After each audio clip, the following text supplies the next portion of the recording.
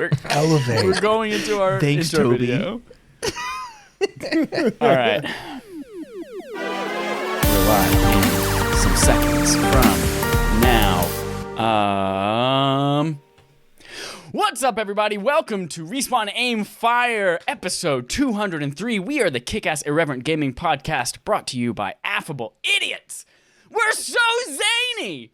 If you are catching us live right now on twitch.tv/affableidiots, you might have seen a discussion about Steven Tyler's feet. If you missed it, Google Steven Tyler's feet. We'll wait. Gross, right? I know. Hey, everyone. I'm Chad Michaelinis, one of your hosts. We've got here with us our spectacular Holden three-point turn to Pardo. Yep, that's me. No, for my three-point turns. He's the master of three-point turns. And by that, I mean he can turn around at the three-point line on a basketball court like nobody's business. We also have... Me and basketball go hand in hand. It's true, it's true. Everyone knows that. We also have here with us Matt Vieira from Average Nobodies. Welcome. That's correct. Hello, I'm so glad to be back here. It's wonderful to have you here, like literally sexually, emotionally, figuratively, physically, in every way. It is wonderful to have you here. Matt's here for Year of the Guest. If you want to join us as well, you can go to affableidiots.com. It's the first thing on the page, and if you know how to click a button, you can fill out the form and be on the show with us as well. We've got some people lined up to talk about new Pokemon Snap coming up next month as well. It's going to be a grand old time.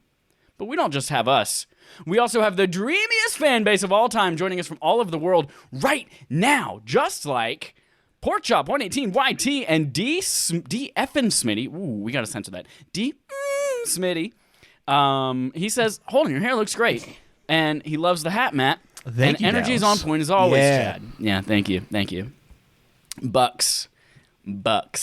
Go Bucks. You're wearing a Bucks hat. Everyone who's listening, he's wearing a Bucks hat, a Reebok tracksuit, and he has a sock full of soap. If you were here for the pre-show before we actually went live, you would get that reference. If you weren't, go to yearoftheguest.com and sign up to be part of the discussion.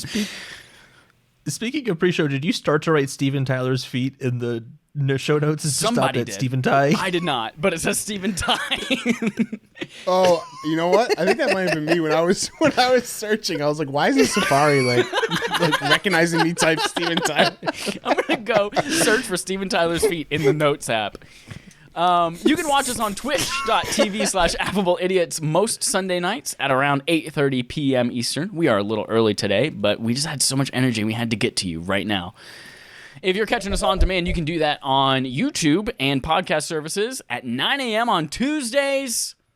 We've got a lot to talk about. We're done with Steven Tyler's feet for the moment, but we've got some Destiny. We've got some Last of Us Part 2 multiplayer and expansions coming, ? But before we get to all of that, the biggest news of the week, our main quest, is the Bethesda and Microsoft acquisition is come. Pleat. Here's our first story. Phil Spencer stresses exclusivity in ZeniMax deal, says Brendan Sinclair at GamesIndustry.biz. It's really amazing to see that they stuck around after Rebecca Valentine left. You would think that they had just gone under, but way to go, Brendan Sinclair. All right, so it is officially finalized. Microsoft owns Bethesda for $7 trillion whatever badillion dollars. And last year, everyone's like, oh, they bought him. But the deal hadn't officially gone through, hadn't been approved by all the people that needed to approve it. But here it is. After the acquisition finalized, Microsoft actually held a roundtable to discuss what the acquisition means. If you recall, they've been kind of dodgy about some of the things leading up to last week's roundtable. Here's a full quote from Phil Spencer. I'm going to read this slowly and in Spanish. We have games that exist on other platforms, and we're going to support those games on the platforms they're on. There are communities of players. We love those communities and will continue to invest in them. And even in the future, there might be things that have either contractual things or legacy on different platforms that we'll go do. But if you're an Xbox customer, the thing I want you to know is this is about delivering great exclusive games for you that ship on platforms where Game Pass exists. Matt, does this tickle your pickle? Yeah, that's just like a really eloquent way of saying like whatever is already on PlayStation will stay, but everything new is not coming there. And it does tickle my pickle. Ooh, that's interesting. As someone who's not usually an Xbot, you see the value in the exclusivity. Nice. Holden, we're going to get to yours in a little bit, Holden. But Holden, I mean, Matt, sorry, continue your thought. No, I was just going to say, like, it just is exciting for Game Pass. When I eventually do get back into playing on my Xbox, when I do get a Series X, maybe in the next 5 years, sometime in the next 5 years, I would be excited to know that all of the Bethesda games that I love are there. Past, present, and future. So what is that? Is that Rage 2? That is Fallout 3 and 4. Wolfenstein Cyberpilot. Yes. That is, no, it is mostly just Fallout 3 and 4, which I already have on PlayStation, but, you know. Holden, you're about to go in depth in just a couple minutes, but first blush, how does this strike you? I think it's the right move for them. One thing I did find interesting is that the on legacy platforms has kind of caught on as people saying, see, Elder Scrolls is still going to come to PlayStation because that's a legacy game that has been on like PlayStation before. And I'm like, I think they mean like if they remake Skyrim or something like that. It's kind of what I took that to mean. Like if they're going to do Skyrim remastered, well, it was on PlayStation before, so that will be on PlayStation as well. Or if they do Fallout 4 remastered at some point. But I just think that this is what they needed to do. They've been lambasted for years about not having exclusive games, and I can't think of anything that's a bigger exclusive that they could have bought than Elder Scrolls. I mean, other than GTA, but that's probably never going to happen. But we could have said the same thing about Elder Scrolls. Yeah. So, like, who knows at this point? Yeah, so it's a huge deal. This is a massive deal. Yeah, huge deal. I think it's definitely the right move, and I think the exclusivity is what Xbox needs. Because if you think about, at least I'm going to say this for a personal thing. If I think about the Switch and PlayStation, what draws me to those platforms and what I love most about those platforms are the things that are exclusive to it, like playing Spider-Man or playing Uncharted or The Last of Us, playing Mario 3D World, all of these things that I can only get on those platforms. And sure, when I think about playing other shit that's multi-platform, like Titanfall 2, I don't immediately associate like, oh God, I got to play that on PlayStation. It just happens to be the thing where I already game.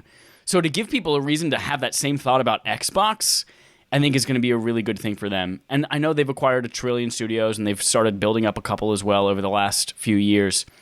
But this is a great way to get IP that people already love into people's homes on Game Pass and really support their hardware and their services with some really great games. That being said, here are the games coming to Game Pass. Xbox Game Pass has 20 Bethesda games lined up, including Fallout 76 and Morrowind, says Jordan DeVore at Destructoid. These are all live right now. Dishonored Definitive Edition. Dishonored 2. I'm not going to read whether they're coming to console and PC and cloud. Just if you're curious enough, go look it up. Doom 1993. I think it's all cloud, PC and console, I think. I think some of them are not cloud. Never mind. Scratch that. Doom 2, Doom 3, Doom 64, Doom Eternal. Doom 2016 was already on there. Elder Scrolls 3 Morrowind, Elder Scrolls 4 Oblivion, Elder Scrolls 5 Skyrim Special Edition, Elder Scrolls Online, Evil Within, Fallout 4, Fallout 76, Fallout New Vegas, Prey, Rage 2, Wolfenstein The New Order, Wolfenstein The Old Blood, and Wolfenstein Youngblood. All of those coming for the first time right now to Game Pass. Huge. It's also worth noting that many of these titles are getting actual boosts on Game Pass that are going to get them up to about 60 frames per second on the new consoles. That's Skyrim, Fallout 4, Fallout 76, Dishonored, and Prey as well. That's a big fucking get. It is, and especially something I just realized this with Fallout 76. I think Bethesda is still very committed to that game, and they still really want it to be a thing. And I think people will be much more willing to give it a chance if they start releasing big DLC for it, if it's available on Game Pass versus having to buy the game outright. Yeah, I'm curious, and you guys might know the answer to this, but it slips my mind. When something has DLC, is that available on Game Pass usually, or is that an extra purchase you have to get? Oh, I'm not sure, actually. My gut says I was thinking Dallas's question. What did you say? My gut says that you have to buy the DLC extra. Like you get the base game, we have to buy DLC in order to access extra content on Game Pass. I think it depends on the game. Like, isn't Destiny 2 like all the DLC included or something like that, or is it all the DLC prior or something like that? Well, that's I like can't remember how that worked. actual different SKUs of the game technically. Like you're getting the Beyond Light SKU, Forsaken is a different SKU, and it's free on there. Gotcha. Okay. Even though it's all kind of tied in the same package. It's Destiny 2 is weird and beautiful. Yeah, that's a lot of really great games. I don't see myself being swayed too terribly to continue Game Pass just for those games. I think Game Pass has a lot of other reasons why you should have it. But if somebody's really excited for these games, awesome. There's a question in the chat that I think is about to get answered in our upcoming segment. Dallas says, is it a money-making goal or a system-selling goal? Isn't getting those games on more systems more lucrative for Microsoft, or would getting more system sales be more lucrative? I just wonder what their overall goal was. Was this a bad deal? Holden, you actually have a little show and tell, a little PowerPoint presentation with some web pages you're going to show us here. We're going to switch over to a document view. We're going to go through the next 10 to 15 minutes together and actually figure out why this exclusivity deal makes sense, Dallas. So thanks for setting us up for that. Yeah, so I was kind of thinking about the question of, is not going on PlayStation leaving money on the table, or is going to PlayStation leaving money on the table? And I think that by keeping things to Game Pass, that's the most lucrative thing that Microsoft could do. And the primary reason for that is really just that Game Pass is their spearhead. It's their biggest potential for profit going forward. It opens them up to a wider audience than possible. And I kind of wanted to go over some of the things that I found that I think support that. So the first thing here, is this is a document from the ESA. This is the same organization that does E3, but they also just kind of gather data about the game industry. And here we can see the most common devices used for video games amongst adult players. And there's a lot of crossover. That's the important thing here. So 61% for smartphones, 52% for game consoles, and 49% for personal computer. Now, if we think about Game Pass not just being something that you run physically on a device, but also something you're accessing via xCloud, it doesn't matter if you have the smartphone, it doesn't matter if your PC is powerful enough or not, you can just access it through the cloud and play it. And because there's such a huge crossover here amongst smartphones, consoles, and PCs, it's extremely likely that if someone has PlayStation, they also have access to a smartphone or a PC to play Game Pass, generally speaking. But I think for most of us, I'm going to kind of talk about this in the context of Elder Scrolls 6. So I think that's kind of one of the big games in question here. If we look at this screen, I think the point you just made is that these numbers are not either or. 61% of people game on a smartphone, and 52%, there could be a lot of crossover in there, also have a game console. 49% play on a personal computer, and they could have all three of those as well. So, you're right. A lot of people at shows have multiple ways of playing games, and they do. Yeah. And the other thing, too, is 52% of game console, that's shared between Microsoft, Sony, and Nintendo. And obviously, Sony is the majority of that. But it kind of means in the grand scheme, even though Sony's huge in the console space, there's so much gaming potential outside of that it's not, even if they didn't have access at all, Microsoft would still have huge access over the game industry. But the crossover kind of makes it where it's kind of negligible. And this is, as we can see here, in spring this year, iOS and PC are getting xCloud, so those devices will have access, like I was saying before. So the next kind of PC component of this xCloud? is it has Game Pass, but not xCloud. Maybe I did. Yeah, I know. I think that's interesting. The next part of this is Microsoft's financials and kind of how much money they make off of gaming. This is from their yearly revenue, which was reported last time June 30th. And as we can see here, they made $11.5 billion in just all of gaming, which is Game Pass, Xbox Live, hardware sales, and just traditional $60 or less if you're buying a smaller game, software sales as well. So that's really, really good profit. And there's been growth, but nothing crazy huge. Whereas we look at how much Game Pass has grown just in the past year, or roughly a year, actually a little bit less than a year now. We have 10 million subscribers for Game Pass as of April 30th. We have, a few months later, we have 15 million subscribers as of September 21st. And then we have 18 million subscribers as of most recently, January 26th of this year. So like It's in a almost really short doubling the period of time, subscribers they, in like what, 9 months, 10 months? Yeah, that's nuts. That's crazy. It's huge. Yeah, and that's before that growth happens before, but we knew Bethesda games are going to be exclusive. It happened before xCloud is available on iOS and PCs, so the potential for growth is even larger than that.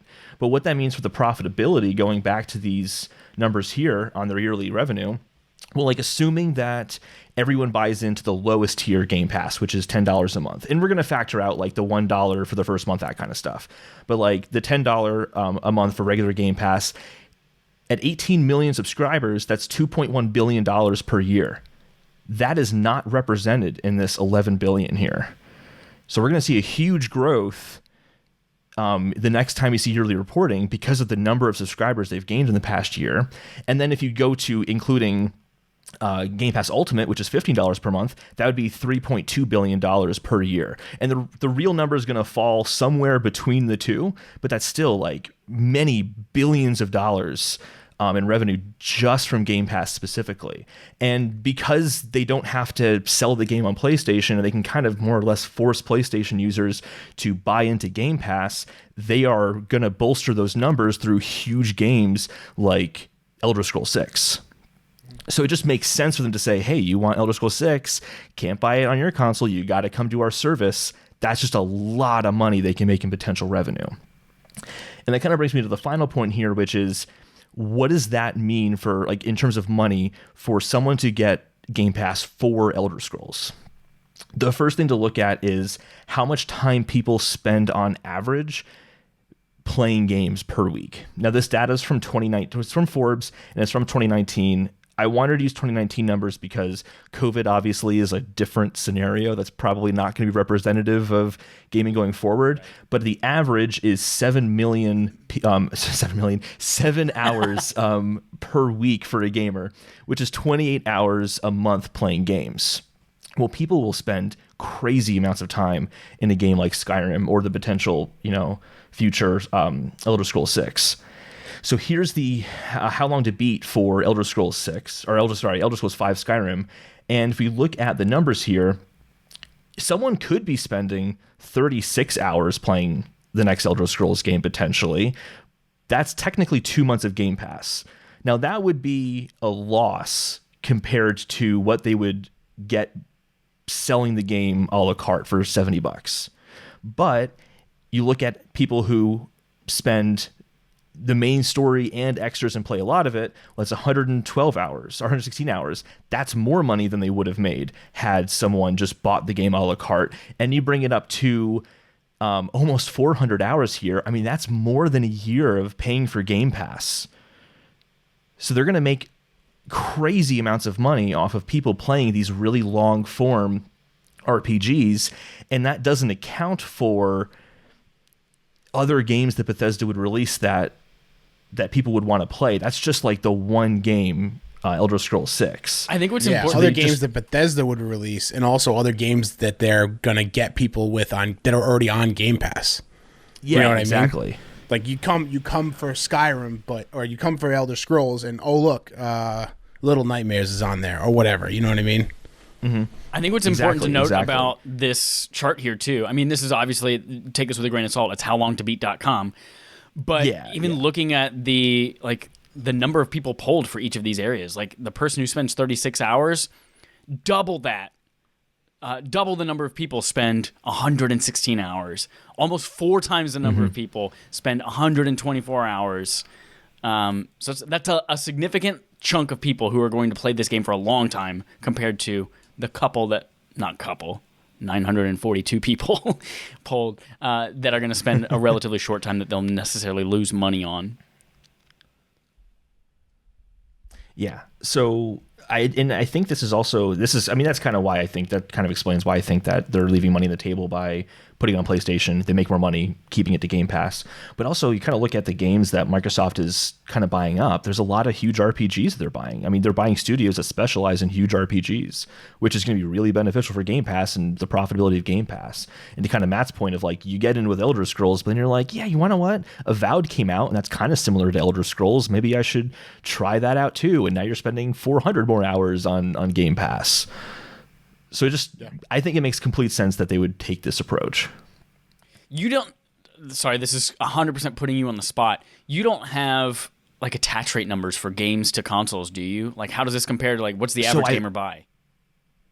No, I tried to look this up, and it was really, really hard to find the information on this. The best I could find was Xbox 360, which was just too far away to like make a good comparison to now. But it was like for first party games, it was like 1.2 per Xbox 360, and then for third-party games, it was like 5.4. But if you think about that across the entire lifetime someone owns the device, I think people would be spending more money if they're buying into Game Pass every single month rather than buying specific games they want to have access to. But I don't have the numbers for PlayStation 4 or Xbox One, and it's too soon to know for Xbox Series X and Xbox Series S. The early adopters will buy more games. Yeah, I guess if you think about the people who would buy 1 or 2 games a year, maybe they only buy Elder Scrolls, maybe they only buy Call of Duty or whatever it might be. You know, if they subscribe to Game Pass or Game Pass Ultimate even for the majority of the year, Microsoft's already made more money than they would have selling it a la carte anyway. Or more revenue. Exactly. Maybe not more profit, but more revenue for sure. Yeah. So that is my TED Talk. Thank you for listening. Very good. Yeah. Thank you. That's good information. Yeah, I was one of those people who, when the acquisition was announced, I was like, there are so many deals in place. Elder Scrolls, I feel like it's going to be one of those things like Minecraft or Ori, where it's going to come to other platforms anyway. It's too big of a property not to. But I think in the recent, like obviously with what you just showed me there is very convincing. But also just seeing, I've been thinking about things that have become PlayStation exclusive that weren't necessarily before. Things like Spider-Man that used to be, you know, an Activision franchise that was on everything, and now it's only on PlayStation. And how much that's been helpful for PlayStation, and how, like, granted, I don't spend a lot of time with Xbox people, not because I don't like them, just because everyone I know has a PlayStation, and Joel also exists. And I don't hear a lot of people saying, "Oh my God, I can't believe I can't play Spider-Man on my Xbox." It's just like, okay, that's the thing that I can't play this on now, and if I want it, I'll get it. So I think about Spider-Man, and I think about things like, you know, the Square Enix Final Fantasy exclusivity and all that kind of stuff. And it's all of these franchises that people are used to getting that are now exclusive on other consoles. I think it works. And I think it's going to work for Xbox too. Even if I like literally don't care about any of these games but Wolfenstein, like it's going to be huge for them. Obviously some of the best selling third-party games in existence. So yeah. I am bummed. And it's definitely a business friendly thing. Sorry, go ahead. I'm bummed that they might not continue their world domination of putting Skyrim on literally everything with a processor in it, because of the exclusivity now. But other than that, I think it's a win-win-win, except for if you're PlayStation. Yeah, at least Microsoft has the option with xCloud and Game Pass that, like, okay, you have to play it on your iPhone.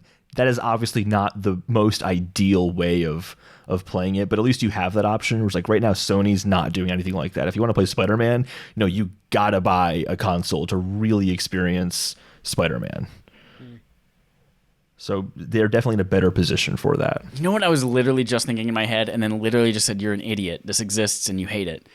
I was thinking, you can stream the game with Game Pass, but you can't necessarily buy the game and then always stream it if you want. Like, I want the ability to take my library of games and stream them whenever I want, not necessarily just what's on Game Pass and have to continue doing it. And I was like, oh, yeah, that's Stadia. That's Stadia. Stadia, my Destiny 2 machine. Yes, yeah, it's my Destiny 2 machine use, in a pinch. Stadia for Destiny 2?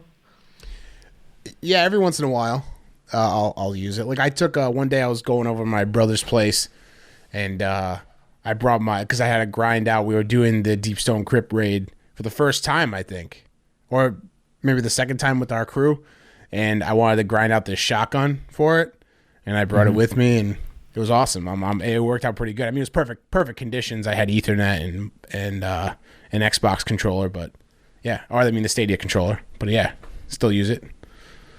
Yeah, Stadia for life, bruh. Yeah, for life. For life. Thank you, Until Holden. they decide to can it. They won't can it. They're just gonna slowly smother it and then pretend it never existed. But they're not gonna can it. Thanks, Holden. That was wonderful, excellent. You should be a lawyer if you're not already. I don't know your life. Maybe you are a lawyer. Rebex Shadows in the chat also says, quiet, respected clap at Holden's TED Talk. Very good. We're going to move on to a new segment. Thank you. Called Matt's Playtime. Sorry, I said new, and it's not new, but Matt being on it is relatively new. Matt, this is where we talk about what we played this week, and you have more interesting stuff than Holden and I combined. So please, tell us about what you played this week. So I'll wait to talk about Destiny until you're ready to talk about Destiny. We'll kind of like do it together if that's all right. But I picked up Pokemon Shield again last week, and because I hadn't I was going to ask it. about this one. What? About what? I was going to ask about Pokemon Shield. I haven't seen that in a playtime in forever. Yeah, so I just because I hadn't finished it, and I had been playing my Switch because I was playing Mario 3D World, and I was like, you know what, I never finished it, so let me see if I can get all the way through, because I like to like finish the Pokemon games I play, and I just kind of got away from me, and so I picked right back up where I left off. It's not the best Pokemon game I've ever played, but I still find it enjoyable. What's your history with Pokemon? Pokemon? Yeah, so I've been. How many have you played? What's your Pokemon Red originally, then Yellow, then Silver. Dude, we're the same person. And then I took a gap, and then I played. Oh God, what was the next one? Is XY? I played X, Okay. and then There's the first 3DS one, I think. Yeah, and then I played the 3DS one, Sun and Moon. I played Moon, and then now here I am with Shield, and then hey, let's go Pikachu. Dope. And so, did you finish Shield, or were you just kind of like, I'm done? What'd you react No, with? I'm still playing. Okay. I went in and beat. I kind of like I get to the point when I play Pokemon games where I kind of bore myself. It's not the game's fault. Like, I'll be going around grinding and just leveling up my Pokemon and not doing any gyms or anything of value for the story. Yeah. And I'll just be like, no, I just need to keep powering up my thing. So I went and I did 2 gyms back to back and like mopped the floor with these people. Like I had no problem. And I'm like, why don't I just beat it and like be done with it so I can move on. It's not like hanging in the back of my head. So that's what I did. And I haven't finished yet, but I have 2 more gyms and then the Elite Four. So I think you're doing yourself a service by just grinding and not doing the story. I'll just say that. I also I have a problem with, and this was something that came up with in Moon as well.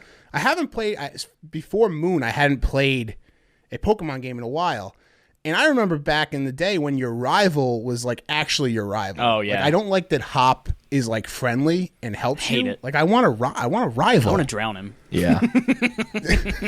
Also, he always stands in this pose and he just does this and then like bobs up and down.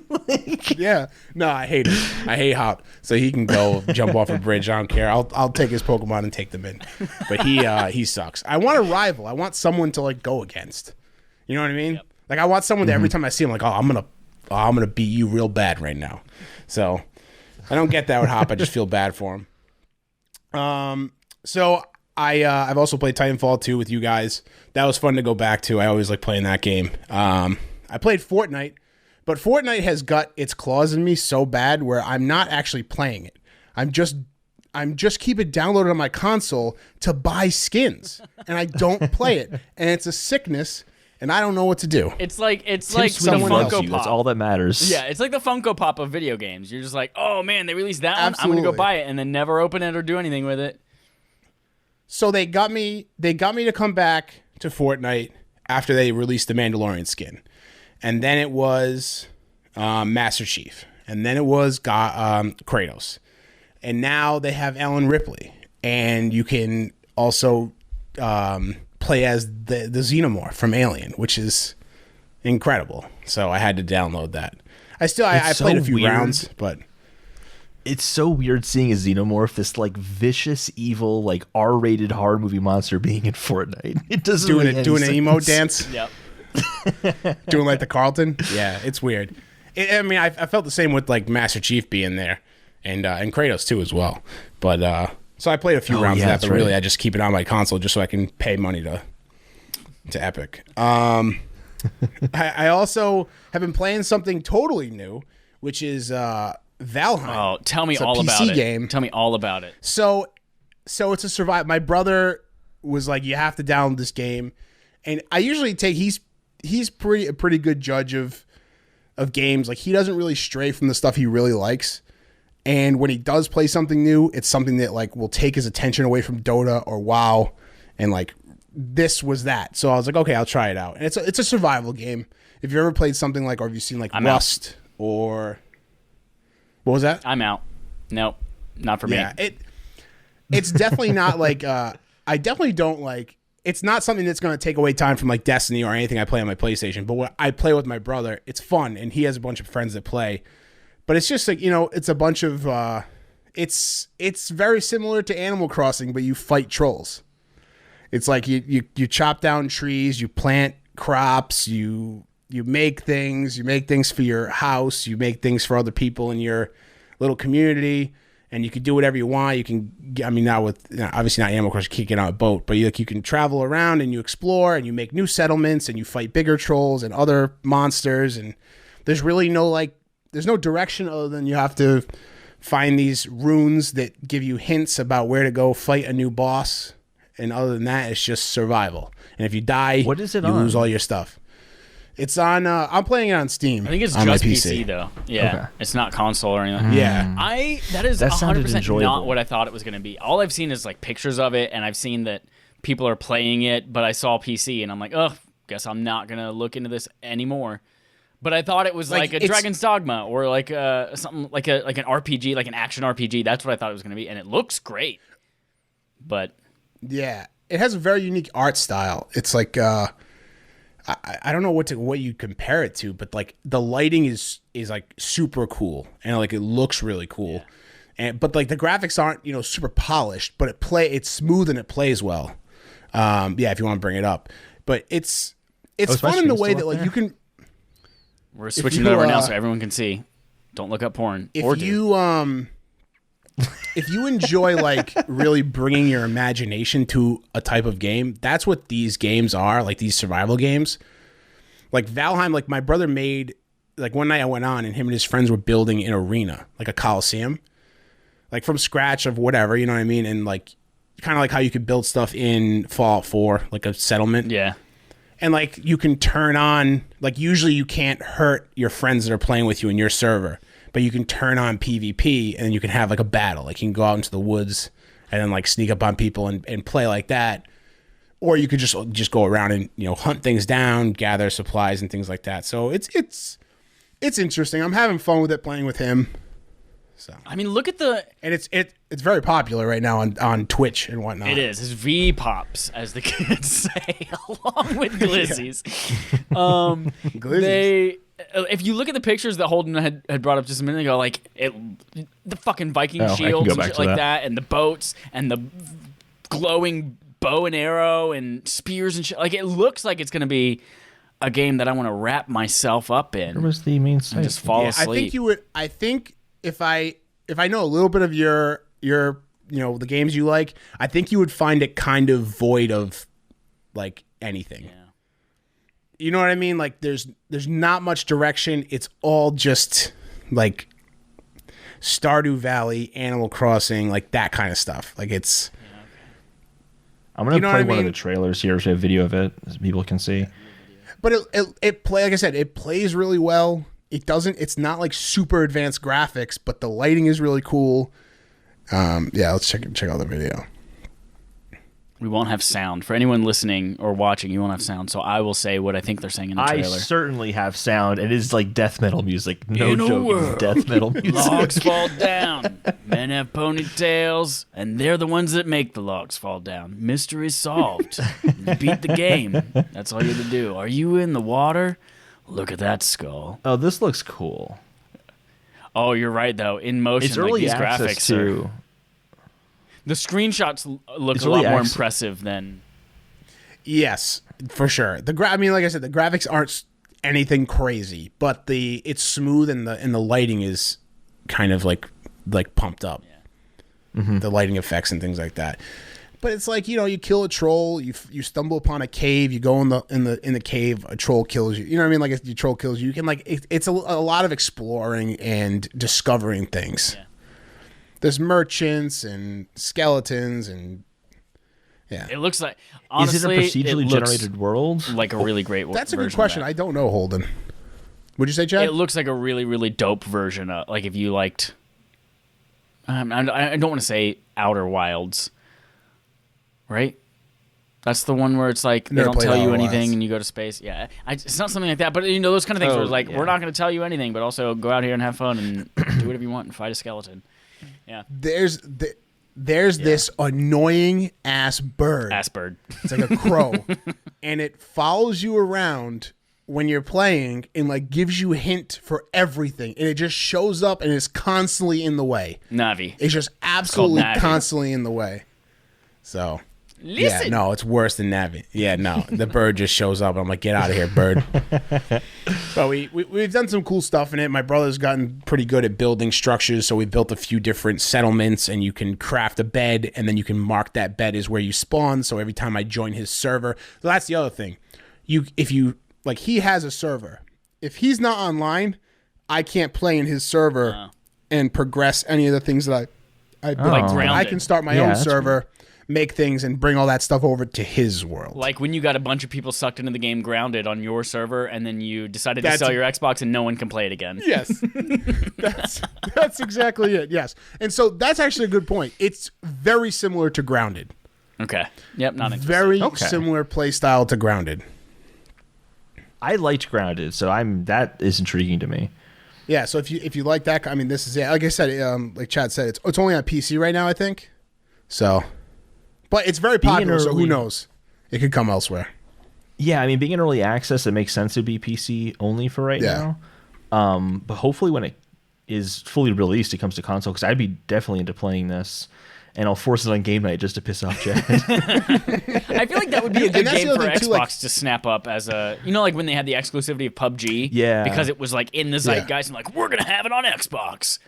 And Xbox has the infrastructure for early access. I feel like it's a great get for them if they could get Valheim on their console exclusively. Totally. That's a good call. Yeah. I think this is the third time said zeitgeist tonight. Zeitgeist is a great word. Did you know that it literally translates to time ghost? It's German for time ghost. Yep. Time ghost. Oh no, there's a German ghost in the house. This is Zeitgeist. Matt, Destiny 2. Yes.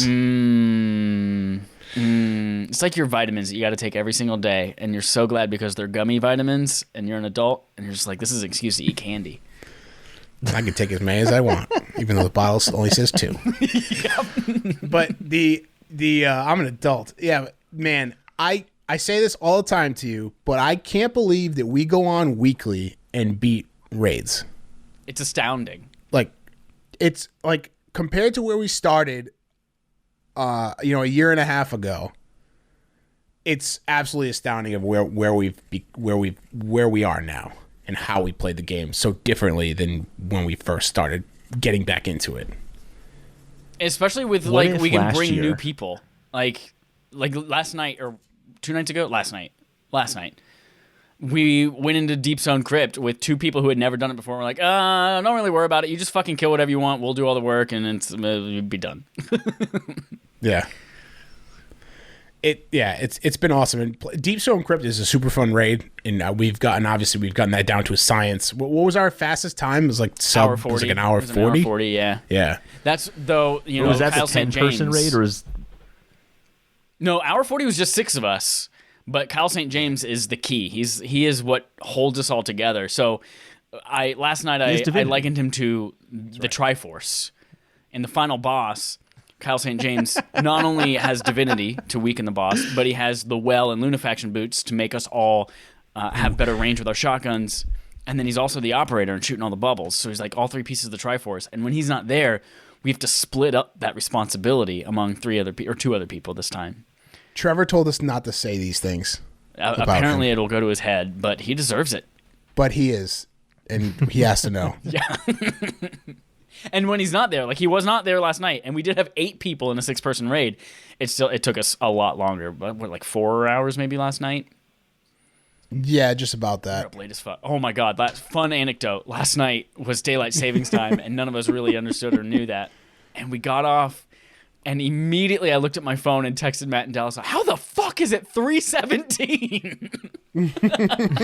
I literally, when I looked at my phone, I screamed out. I was like, what the fuck? And I texted them, and then Dallas was like, oh, it's daylight savings. I was like, oh, that's right. I mean, still, it's crazy late, but whoa. Yeah. It's Destiny 2's been a lot of fun. Yeah. I'm going to play it for the rest of my life, forever. And if Bungie dies, Forever. I send it back, and I die too. I die. Yep. Suicide pact. That's it. With Bungie. Yeah, I don't have much to say about Destiny 2 either, other than, we're just continuing to rock ass. This might have been our last weekend with overcrowded activities. Grandmaster strikes are coming for the season on Tuesday, so we made sure to load up that Nightfall strike with Jerica and Audrey last night. Dallas, Matt, and myself all running that Nightfall at master level. Ran it twice. We stayed up until 3:17 running it twice just because we knew we might never be able to do it like that again. Yeah. That's it. I played Titanfall 2. Great. Awesome. Holden, what'd you play? I played a little bit of Titanfall 2, and that is it. I did not play much this week. I realized like 2 weeks ago there was an episode I forgot to do the water pour, and now the whole world is off its axis. That's it for playtime. Moving on to our quest log. We've got a good chunk of stuff here. A good chunk. Starting with our Sony quest log. A couple of Naughty Dog little teases. Like imagine you're walking down the hallway and you see your crush. And like your crush is like, oh my God, I'm going to drop my books on accident. And you're going to walk over and help her pick up her books. And then as you hand them to her, she accidentally grazes your nipple with her middle finger. That's the kind of tease we're talking about here with Naughty Dog. Rumored leaked Naughty Dog projects list unveiled, says Dennis Patrick at GameRanks. So there's a leaked list going around online of rumored projects that Naughty Dog is working on. Keep in mind, Naughty Dog has multiple teams. The teams that they had one working on Uncharted, one working on Last of Us. And that also, this list comes from 4chan, which we all know is like the hellspawn mud pit of the internet. But here are 4 things that are supposedly coming from Naughty Dog. One of them is Last of Us multiplayer, which they have talked about for a while, that they're going to have some kind of multiplayer thing. It might or might not necessarily be in the Last of Us 2 universe. Apparently, there's also an Uncharted PC port coming, which, could align with the rest of the PC ports coming from Sony. There's an expansion coming to The Last of Us Part 2, focusing on Abby, apparently. And then there's a new IP called Stray's Cross, whatever the hell that might be. Now, I have 2 questions for you folks. One is, what do you want from this expansion, from this Abby expansion, if it's real, from The Last of Us Part 2? So, if you haven't played The Last of Us Part 2, maybe don't listen for the next 2 minutes to be safe. And if you miss something else, I guarantee you it's not going to be worth accidentally spoiling this one. But potential light spoilers for The Last of Us Part 2. Heavy spoilers. I don't know. I think it would just be interesting to continue following Abby and like continue her story. Like, where did she go after the events of the events of Part 2? Yeah, that's where I'm at too. I don't know. I mean, I don't know exactly. Like, I totally trust in Naughty Dog to give me what I want from that. Yeah. Because they did such an excellent job with Part 2. So I won't even begin to like, guess. But I think that like a continuation of her story and learning more about what she does after.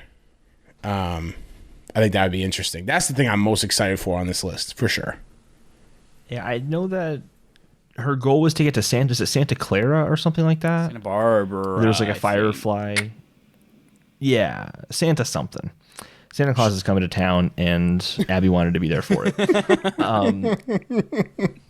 And when you beat the game, the title, like the opening like menu, is the boat at the beach, and then it turns out that's like the final like little battle.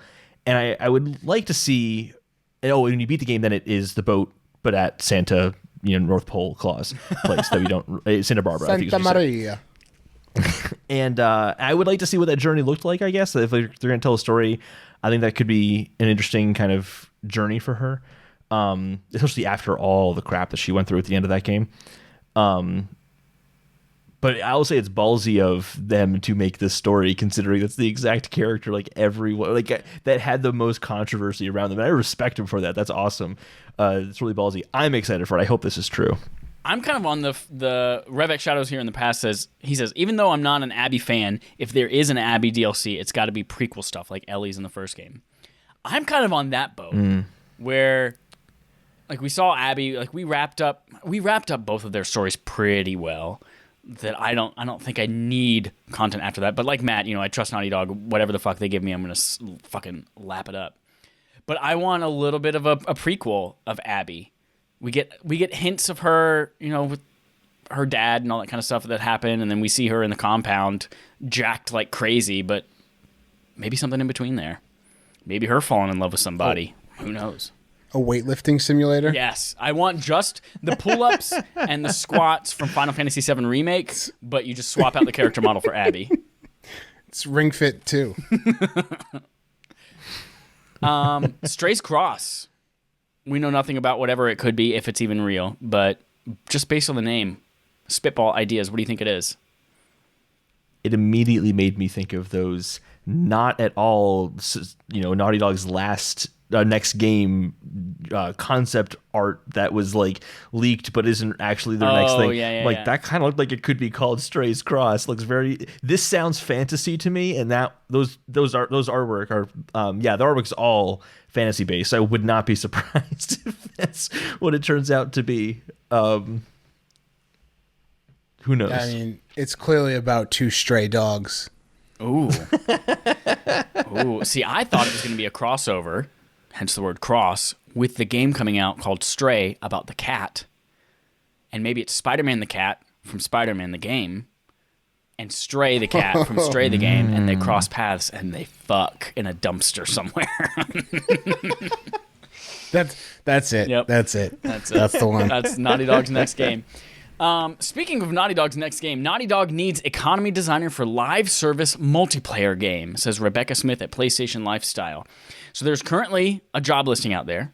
They are hiring for an economy designer.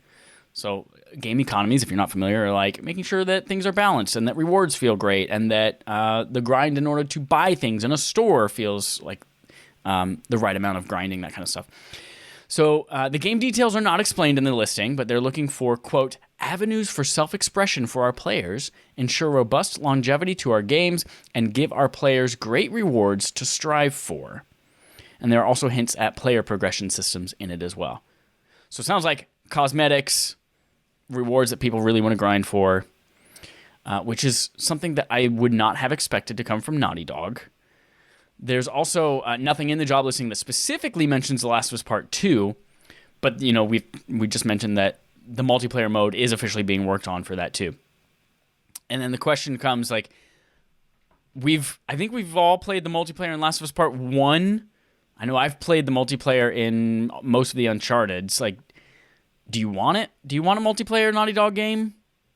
Even if it's standalone, like, do you want that from Naughty Dog? Maybe if it's standalone. I mean, I played the multiplayer in Uncharted and I did enjoy it, but maybe a standalone one that's like its own thing. Holden, you had a wavy boat in a stormy sea in your hand motions there. Yeah, it wasn't like a comment on The Last of Us multiplayer itself. I have very little experience with it. My experience with that was mostly us playing online in a server alone because no one else is playing it and you kicking my ass constantly, which is really hard to gauge how good a multiplayer game is when that's what it looks like. I think there's interesting potential. I think there's been a lot of multiplayer experiences that I've kind of focused on like resources and that kind of stuff, but usually they're not competitive. So I'd be interested to see how that could play out in something competitive, if that is what they're going for. Yeah, I'm really curious what this means. I mean, they're a single player studio. I think it's how everyone thinks of them. So it's definitely an offshoot. But like kind of what Matt was saying about the expansion, I trust that if they're doing this, it's because they feel like they can do something unique. Especially if it's a standalone multiplayer experience. I'm really curious, but it'd be a big deviation for them for sure. Yeah, the multiplayer modes that they've so far included in a lot of their games feel like the shoehorned multiplayers of past generations, where it's like, this game's coming out and multiplayer is a big thing, so let's make sure we have a wave-based mode and a deathmatch-based mode in our games.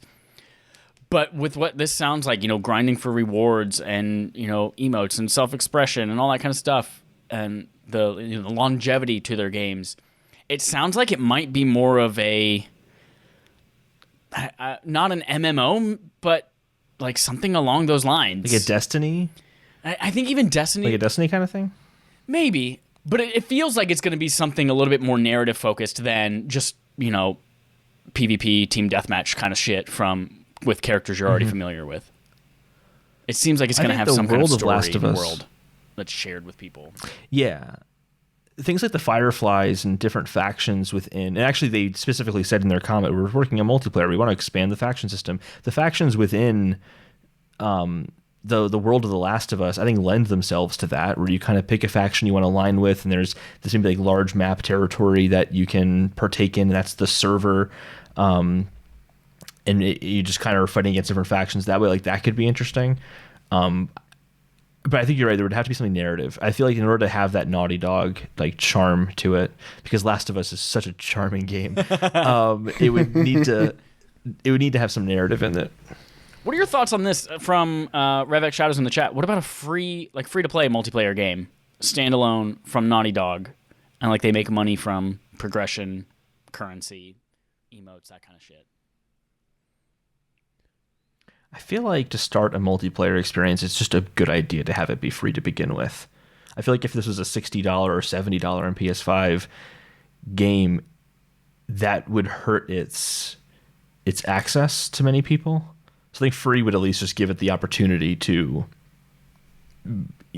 have a larger audience and to not be... multiplayer games are going to suffer if they have a small audience. It's just going to be a better multiplayer game if it has as wide of an audience as possible. And I don't think most people have a problem paying for emotes, paying for aesthetics in a game. Yeah. So I think that would be totally fine. I just don't think I want a Naughty Dog multiplayer game. Like, my mood has shifted a little bit in the last few minutes of conversation, but I think about Anthem and how BioWare did something brand new that they're not used to doing, and they're known for their single-player, single-player experiences that are rich and have a lot of character development, and that's kind of what Naughty Dog's known for. And then they had to go make an MMO or shared world shooter, and suddenly things fucking fall apart because they don't know what the hell they're doing, or they don't have the right resources or the right talent in the company to do that. I don't know. I just feel like that's where Naughty Dog would end up. And I don't feel, the infamous Naughty Dog quality.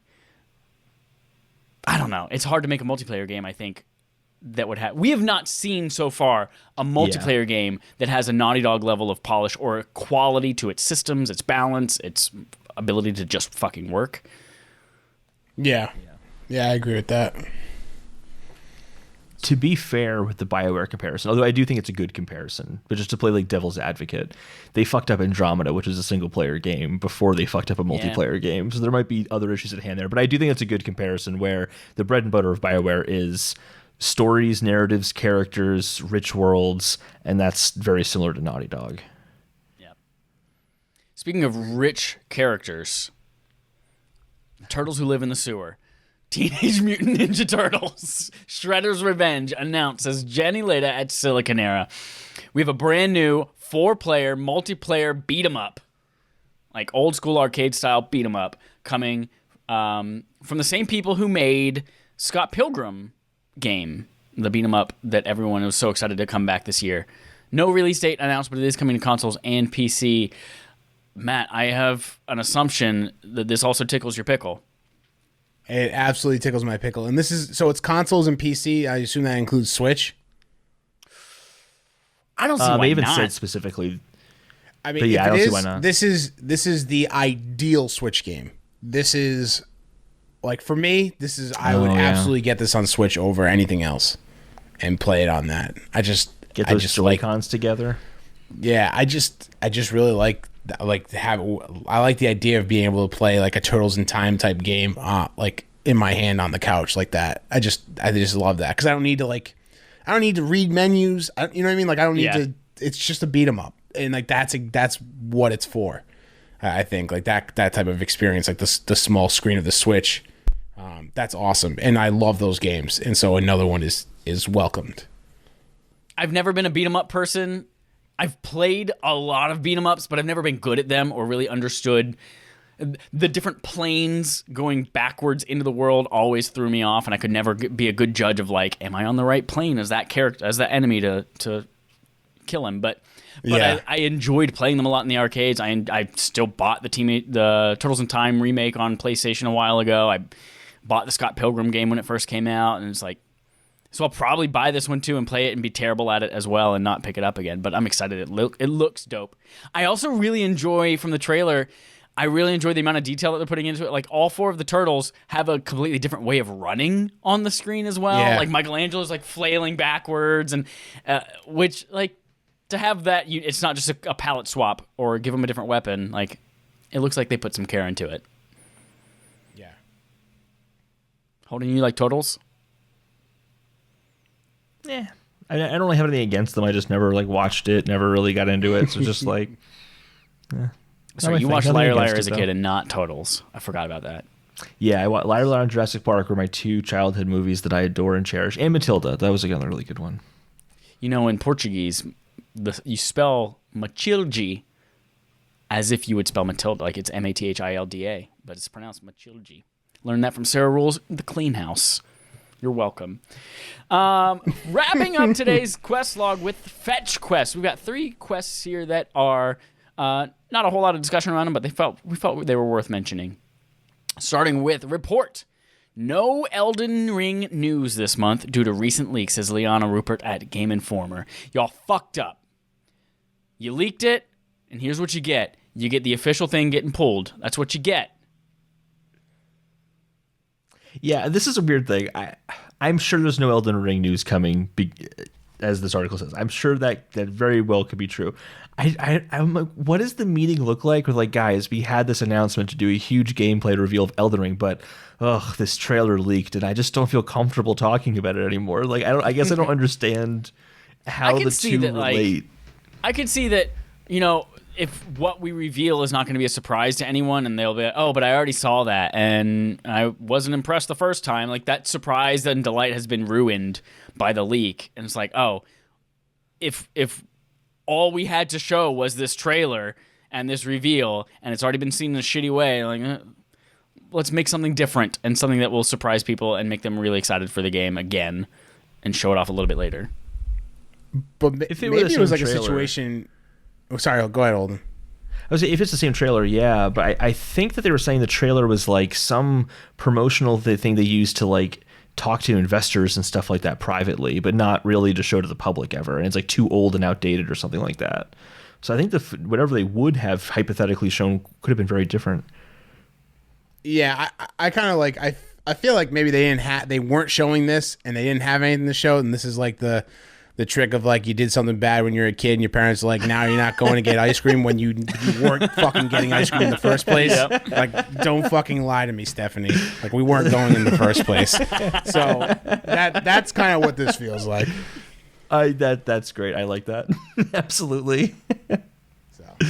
But we will have some reveals with Square Enix coming later. Square Enix presents is a new Nintendo Direct-like stream series. And the first one debuts on March 18th, says Chris Carter at Destructoid.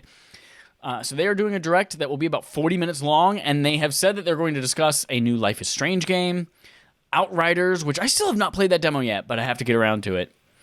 Balan Wonderworld. Great. Tomb Raider 25th anniversary discussion. That's interesting that's coming around. I wonder what they're going to do for that. Marvel's Avengers, Just Cause Mobile, and new mobile games. So maybe like 3 or 4 minutes of interesting announcements will come from this 40-minute presentation on March 18th. It also screams, "Hi, here's everything we're talking about. No Final Fantasy 16. We're not talking about it. Don't ask." Yeah. And then finally, GameStop establishes committee to help transform it, quote, into a technology business, says Eric Van Allen at gamesindustry.biz.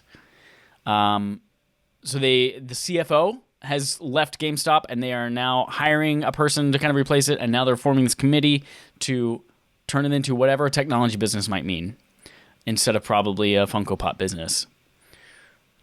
Yeah, they hired, they brought on, this was in January, but they brought on Ryan Cohen onto the board, who made some sort of like e-commerce website called Chewy, unrelated to the granola bars. Right. And it's the dog company, right? Yeah, dog company, yeah. And now I guess he's going to be leading that kind of push into e-commerce as a primary business for GameStop. And this is also why their stock has been exploding again recently. $264.50 right now. Really fucking hating myself for selling it at 80 or whatever I sold it at. Yep, same. A big old L on that. I'm floored it went back up again. I mean, it makes sense in this case why it's going up, but I'm really surprised it went up as high as it has. I feel like a fucking idiot. All right. Finally, it was impossible to predict. It was absolutely impossible to predict. Game on Game Show. The Game on our Game Show, we play a game called Game On. The Game on our Game Show. Game. We have a brand new game now. This is called the Competitive Quiz Show for Holden Plus Guests, Deathfinitive Edition. It's a 3-round game. It is a competitive, hence the first name, competitive, not cooperative, but you both play it at the same time or possibly take turns. It is 3 rounds. Round 1 is called Pong, round 2 is called Kong, and round 3 is called Long. Pong, Kong, Long. I came up with those 3 things and then forced the game to fit that pattern. And you might you might be able to tell that as we go. So here's how round 1 works. It is, as I mentioned, competitive. There are points. One of you wins. The other one must drink up from a poison chalice. Round 1, Pong. The way that this works, I have 5 prompts, and you will alternate who starts by responding to the prompt, and you're going to go back and forth and name, let's say, for instance, I say Mario games. Then Holden, you would say Super Mario World. Then Matt, you have to say a Mario game. And you just go back and forth until one of you can't say a Mario game for a few seconds, and then that person loses. Okay. All right? Oh, man. Okay. So there are 5 here. I will be the judge of whether or not your answer is legit. I will also determine the amount of time that is appropriate for you to wait to come up with a game. Because I just recently learned that Alex Trebek was in charge of the buzzer in Jeopardy. It was not a time thing. It was a whenever he felt like it thing. So I've decided I'm Alex Trebek. Rest in pieces. I did not know that. Sorry. That was really insensitive. It was moving on. Pong. Too soon. First one. Too soon. Way too soon. All right. We're going to start with Matt because he's the visiting team. He's the away team. Matt, I want you to name a non-white video game character. Michelangelo. Holden.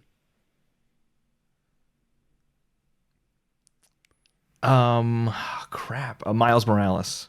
Matt. Leonardo. Holden. D'Angelo for doing that. No, I'm sorry, that's incorrect. D'Angelo is not a turtle. Is not a Ninja Turtle? Donatello is a turtle. Holden, you lose the first round of Pong. D'Angelo's a sandwich. D'Angelo Vickers is a Will Ferrell character on The Office. But he is white. So that's how the game goes. Killed it. Round 1, Holden lost. That's terrible. I went straight to turtles. Technically counts.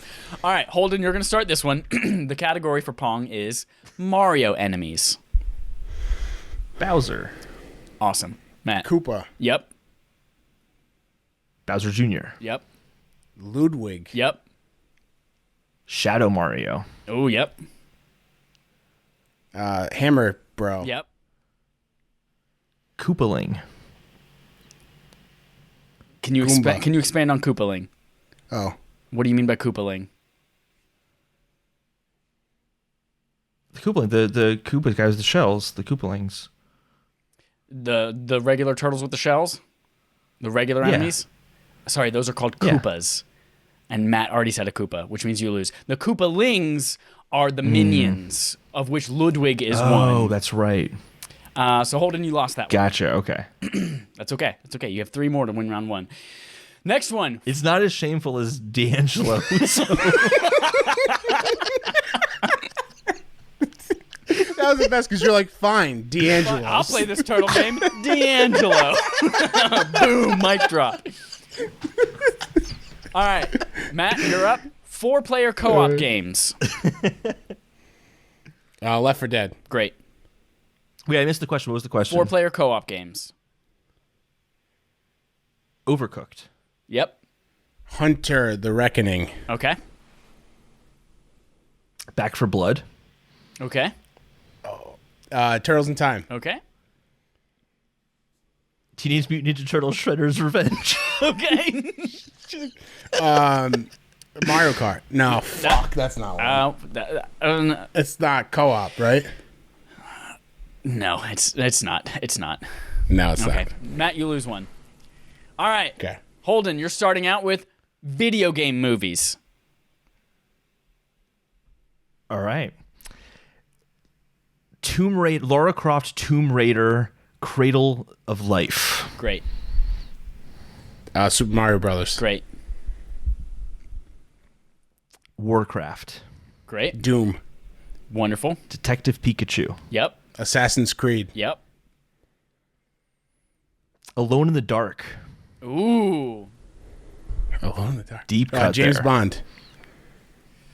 Ooh, I'm gonna call GoldenEye. that. I'm gonna call that a GoldenEye. no. I'm gonna call that a no because that's a game Yeah, I based on the guess movie, that's right. not a movie based on the game. Right. I'm sorry. True that. All right, you guys are tied No, right now. That's fair. That's fair. You're tied. Matt, you're first on racing game franchises. Forza. All right. Ridge Racer. All right. Gran Turismo. Forza. Mario. Oh, Matt already said Forza. Oh, he did? Yep. Damn it. All right, Matt is now leading with 3 points to Holden's 2 points after round 1 called Pong. Round 2 called Kong starts now. This one is 7 Kongs from the Donkey Kong universe. I will describe something that they wear or do, and you have to tell me which Kong it is.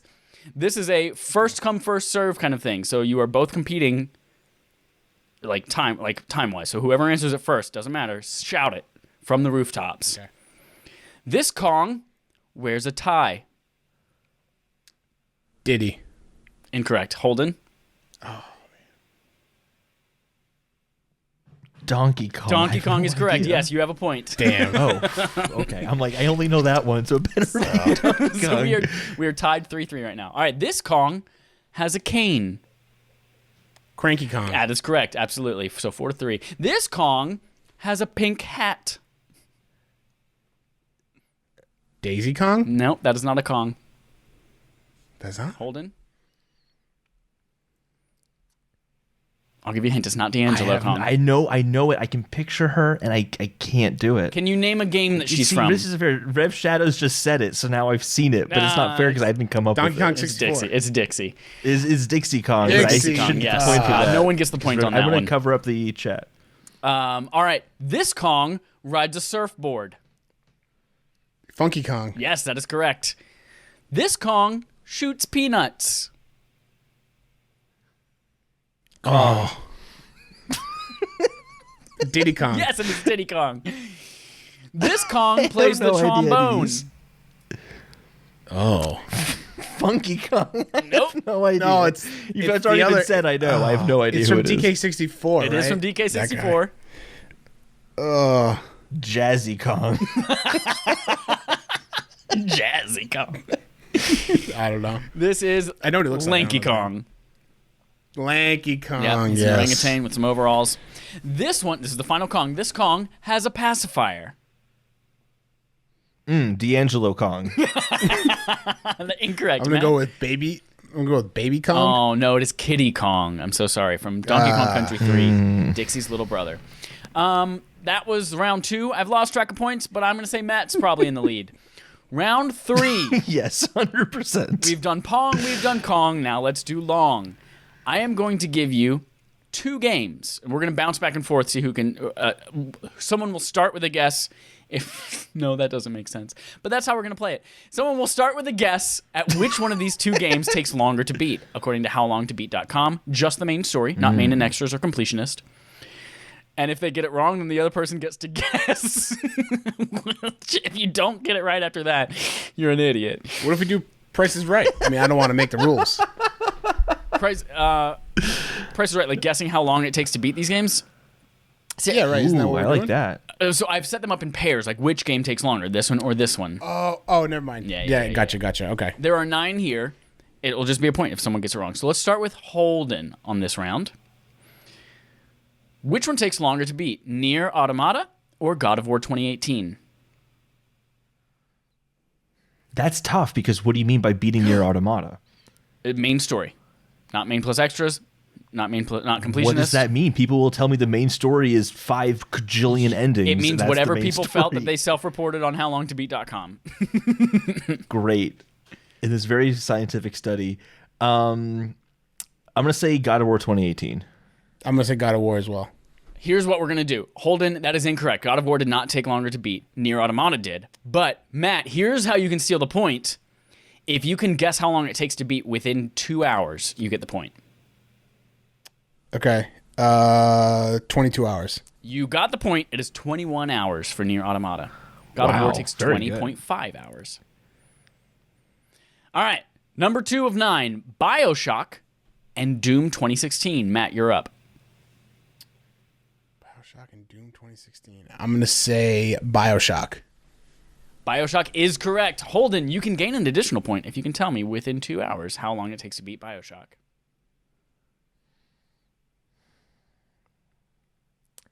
15 hours. You did not get the point. It is 12 hours for BioShock. And yes, John, I was going to guess 11. Rebecca That's my Shadows first is in the guess. lead. He got all the cards. All right. Number 3, The Last of Us Part 2 and Horizon Zero Dawn. Matt, you're up. Oh, wait, no, Holden, you're up. Sorry, Holden. Hold on. Last of Us Part 2, Horizon Zero Dawn. Zero Dawn or Last of Us Part 2. Correct. This is main story only. Main story only, yep. Last of Us Part 2. That is incorrect. Horizon Zero Dawn takes longer Really to beat. Matt, interesting. can you steal a point? How many hours I'm does going to say HZD it's take? 27 hours. Ooh, you do not get the point. It is 31 for Horizon Zero Dawn, 24 for The Last of Us Part 2. What was... Really? Yeah. Okay, interesting. Yeah. All right, the next 2 games, Matt, you're up. Death Stranding and Borderlands 2. Which one takes longer to beat? Death Stranding. That is correct. Holden, you can earn a point if you get within 2 hours. 37 hours. Ooh, I'm sorry. It is 40.5 hours for Death Stranding, 30.5 for Borderlands 2. So close. Fallout 4 and Xenoblade Chronicles Definitive Edition. I don't remember who's up, so whoever you are. It's Matt. Okay, Holden, go. Oh, is it me? Oh, okay. What games again? Fallout Xenoblade 4 Chronicles Definitive and Edition? Xenoblade Chronicles Definitive Edition. Xenoblade Chronicles Definitive Edition. That is correct. Matt, can you guess within 2 hours? 38 hours. Ooh, not even close. 50.5 hours for Xenoblade Chronicles Definitive Edition. Really? 27 for Fallout 4. Wow. Next up, Matt, this is you. Batman Arkham Knight or BioShock 2? BioShock 2. Incorrect. Holden, how many hours does Batman Arkham Knight take to play?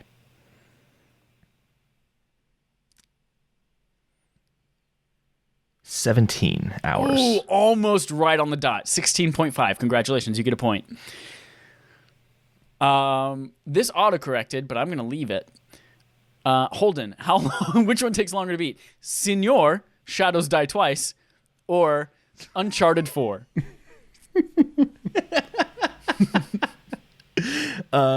Senior Shadows Die Twice takes longer to beat. That is correct. Matt, how long does it take?